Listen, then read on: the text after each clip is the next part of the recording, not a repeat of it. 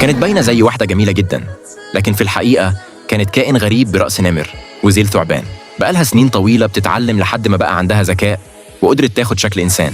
أي حد نيته مش كويسة كان بيقع في سحر جمالها، لكن المرة دي اختارت الشخص الغلط. أول ما قربت من إيفان، واحد من الحراس ضغط على مفتاح في الصندوق، فخرجت حبال وسحبت الكائن لجوه واتقفل عليه.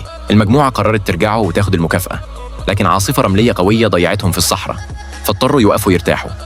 بالليل إيفان سمع صوت عياط جاي من الصندوق، فتحه من غير تفكير، فلقى الكائن بقى بنت جميلة وضعيفة كان ناوي يساعدها، لكن الساحرة ليزا قفلت الصندوق عليهم هما الاتنين ورجعوه للمدينة.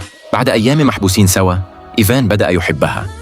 لما وصلوا لبيت الكيميائي، ليزا اكتشفت إنه بيحول الكائنات لسائل غريب يستخدم لخلق حياة جديدة، وفهمت إنهم كانوا بيتستغلوا.